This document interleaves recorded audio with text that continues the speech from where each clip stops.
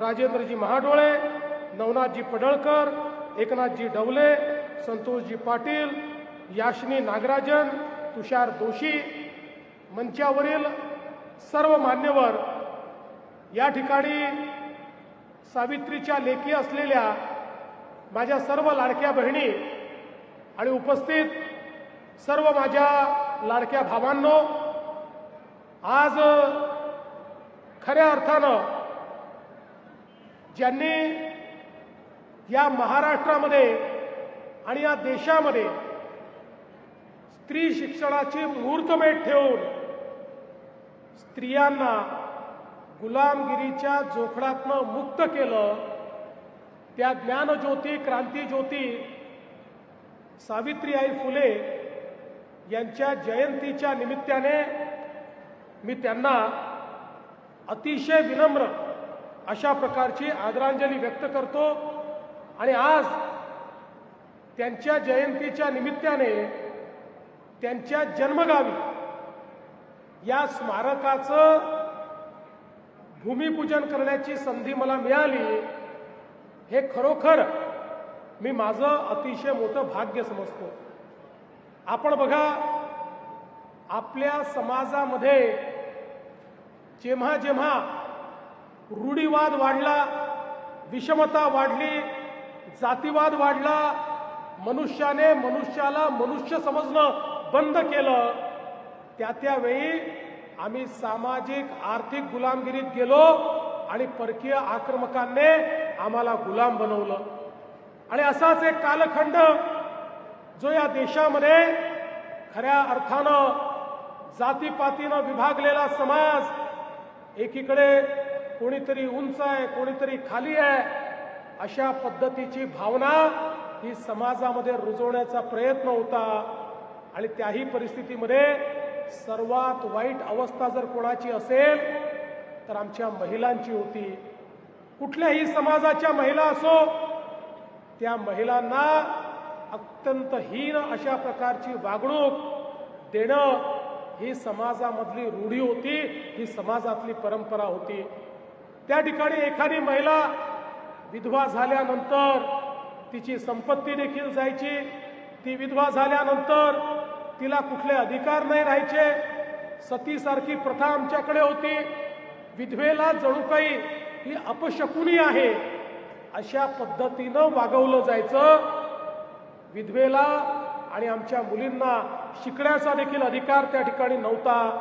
अशा परिस्थितीमध्ये क्रांतीचं रणशिंग फुंकणारे महात्मा ज्योतिराव फुले आणि त्या ठिकाणी ज्ञानज्योती, क्रांतीज्योती सावित्रीबाई फुले यांनी या समाजातल्या रूढींच्या विरुद्ध एक मोठं बंड पुकारलं आणि हा निर्णय केला की स्त्रियांना अधिकार द्यावे लागतील, स्त्रियांना अशा पद्धतीनं वागवता येणार नाही। आणि म्हणून क्रांतीज्योती सावित्रीबाई फुले यांनी निर्णय केला की स्त्रियांना जर शिक्षण घेण्याचा अधिकार नसेल तर तो अधिकार मी देईन, मी स्त्रियांना शिकवीन। आणि त्यांनी पहिली शाळा त्या ठिकाणी सुरू केली आणि त्या शाळेच्या माध्यमातून आपल्याला कल्पना आहे की भिडेवाड्याची शाळा सुरू झाल्यानंतर ज्या प्रकारे रूढीवाद्यांच्या त्रासाचा सामना त्यांना करावा लागला, चिखल फेकलं, शेड फेकलं, विष्ठा फेकली, दगडं मारली, पण त्या इतक्या हे ढळल्या नाहीत। एक प्रसंग आहे की क्रांतीज्योती सावित्रीबाई फुले यांनी महात्मा ज्योतिबा फुलेंना सांगितलं, मला अजून एक लुगडं हवं आहे। त्यावेळी महात्मा फुलेंना आश्चर्य वाटलं, कारण त्या कधीच काही मागायच्या नाही आणि या नवीन लुगडं का मागतात। त्यावेळी कोणीतरी महात्मा ज्योतिबा फुलेंना सांगितलं की सावित्री आई जेव्हा रोज शाळेमध्ये जातात त्यावेळी त्यांच्यावर कोणी विष्ठा फेकतं, कोणी शेड फेकतं, विद्यार्थ्यांना तशा अवस्थेत शिकवणं विद्यार्थिनींना हे चांगलं वाटत नाही, म्हणून एक अजून त्यांना लुगडं हवं आहे की त्या ठिकाणी जे खराब झालेलं लुगडं आहे ते बदलून त्या विद्यार्थ्यांना त्या शिकवतील। अन्यथा अशा पद्धतीनं जर त्या विद्यार्थिनींना त्यांनी शिकवलं तर विद्यार्थिनींच्या मनावरही त्याचे विपरीत परिणाम होतील। आणि लगेच महात्मा ज्योतिबा फुलेंनी एक नवीन लुगडं सावित्री आईंकरता घेतलं। आपण बघा किती संघर्षातून त्या ठिकाणी खऱ्या अर्थानं सावित्री आईंचं कार्य उभं राहिलं.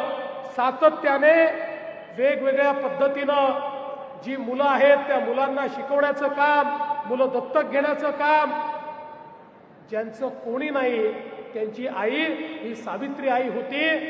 ज्यांना समाजाने वाळीत टाकलं, ज्यांना समाजाने अस्पृश्य ठरवलं, त्यांना जवळ करणारी, त्यांना आपल्या पदरात घेणारी आमची सावित्री आई होती. आणि म्हणूनच खऱ्या अर्थानं या देशामध्ये ज्यांच्याकडे पाहून आपल्याला प्रेरणा मिळते अशी जी नावं आहेत त्यातलं एक प्रमुख नाव जर कुठलं असेल तर ते क्रांतीज्योती सावित्रीबाई फुले यांचं त्या ठिकाणी नाव आहे की ज्यांनी समाजातली विषमता दूर करण्याकरता प्रचंड मोठं कार्य त्या ठिकाणी केलं. बालहत्या प्रतिबंधक काम त्यांनी केलं.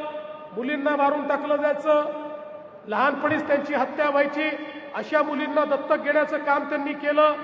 विधवेंच्या मुलांना दत्तक घेण्याचं काम त्यांनी केलं. एक प्रकारे हे जे मातृत्व त्यांनी दिलं त्यातूनच समाजामध्ये मोठ्या प्रमाणात जागृती झाली.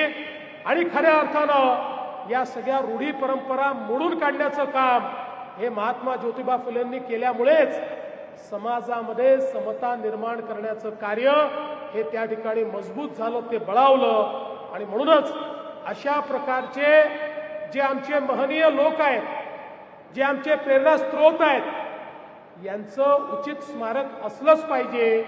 हे स्मारक एकीकडे त्यांच्या कार्याची आठवण तर आपल्याला देतच, पण त्यासोबत लढण्याची प्रेरणाही देतं.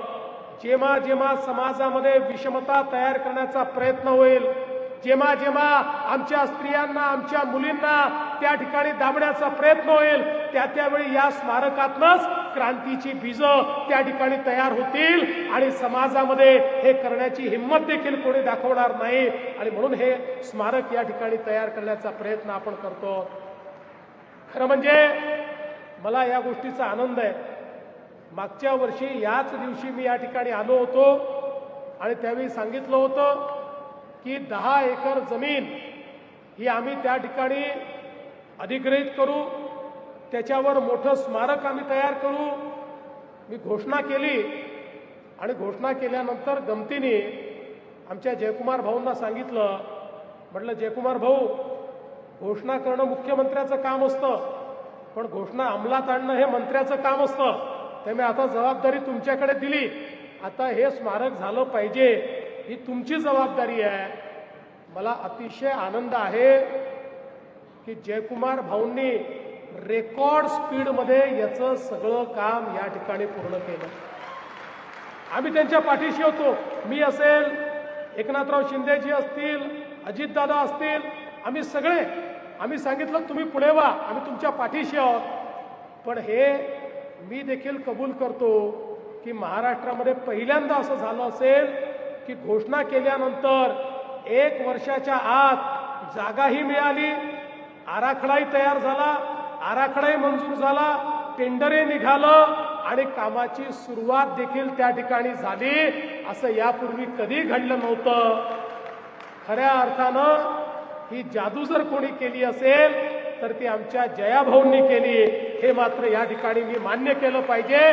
ग्रामविकास मंत्री म्हणून जी जबाबदारी जयाभाऊंना आम्ही दिली त्या जबाबदारीला सार्थ अशा प्रकारचं कार्य हे त्यांनी करून दाखवलंय.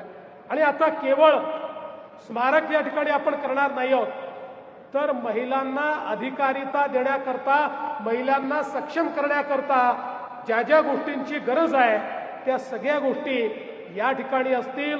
त्याचं प्रशिक्षण या ठिकाणी असेल. आज आपल्या ग्रामविकास विभागाच्या माध्यमातून आपण निर्णय केला होता, ग्रामविकास आणि महिला बालकल्याण मिळून आपल्या ज्या बहिणी आहेत, लाडक्या बहिणी आहेत, त्या लाडक्या बहिणींना केवळ लाडक्या बहिणी ठेवायचं नाही तर त्यांना लखपती दिदी करायचं. मला सांगताना आनंद वाटतो की या महाराष्ट्रामध्ये 50 लाखपेक्षा जास्त लखपती दिदी या आपण केल्या आहेत. आता यावर्षी 1 कोटीपर्यंत आपण पोहोचू आणि या सातारा जिल्ह्यामध्ये देखील आमच्या 1.5 लाख लाडक्या बहिणी आता केवळ लाडक्या बहिणी राहिलेल्या नाहीत, तर त्या खऱ्या अर्थानं लखपती दिदी आता या ठिकाणी झालेल्या आहेत. त्यामुळे सावित्री आईंचं जे स्वप्न आहे, आज या कार्यक्रमाकरता विदर्भातने आमच्या भगिनी आणि बंधू आले आहेत, मराठवाड्यातनं आले आहेत, उत्तर महाराष्ट्र आले आहेत, पश्चिम महाराष्ट्रातनं आले आहेत, कोकणातनं आले आहेत. या सगळ्या लाडक्या बहिणींना सक्षम करणं ही खऱ्या अर्थानं आमची जबाबदारी आहे.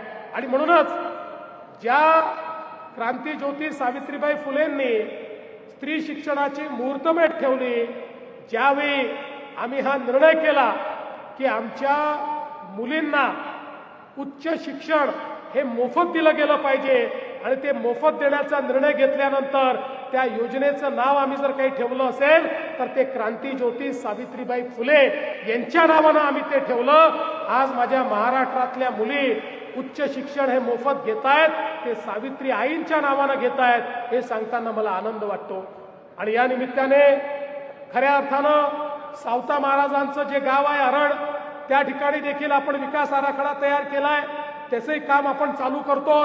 त्याही ठिकाणी मोठ्या प्रमाणात जे काही आपल्याला एक भव्य दिव्य अशा प्रकारची व्यवस्था उभी करायची आहे, ती व्यवस्था देखील पुढच्या काळामध्ये आपण निश्चितपणे उभं करणार आहोत.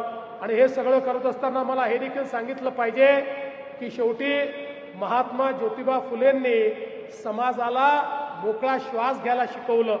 आणि म्हणूनच ज्यावेळी या महाराष्ट्रामध्ये आम्ही निर्णय केला की महाराष्ट्रातल्या प्रत्येक व्यक्तीला 5 लाख रुपयापर्यंत आरोग्य सेवा, सर्व प्रकारचे इलाज, ऑपरेशन हे आपल्याला मोफत करायचे आहेत, 2,000-2,500 कोटी रुपये दरवर्षी खर्च करण्याचा आम्ही निर्णय घेतला. त्या योजनेचं नाव देखील आम्ही महात्मा फुले जनआरोग्य योजना ठेवलं.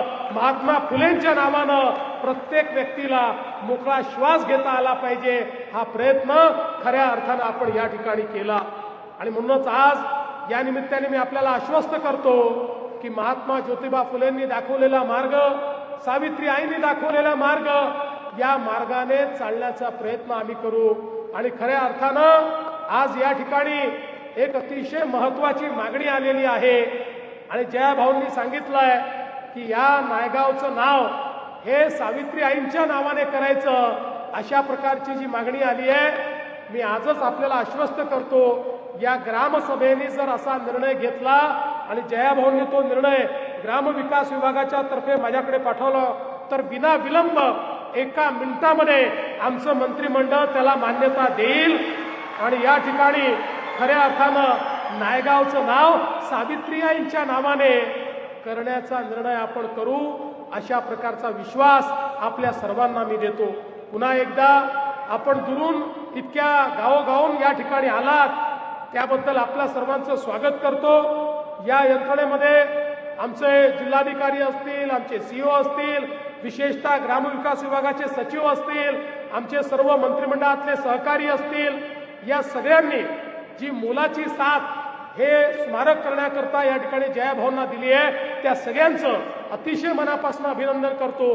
विशेषतः आज भुजबळ साहेब या ठिकाणून गेले, पण पहिलं जो काही वाड्याचं त्या ठिकाणी रूपांतर झालं आणि स्मारक तयार झालं, त्यामध्ये भुजबळ साहेबांनी जी भूमिका या ठिकाणी घेतलेली आहे, त्याबद्दल भुजबळ साहेबांचे देखील मनापासून आभार मानतो, जयाभाऊंचे आभार मानतो आणि माझं बोलणं संपवतो. धन्यवाद. जय हिंद, जय महाराष्ट्र, जय ज्योती.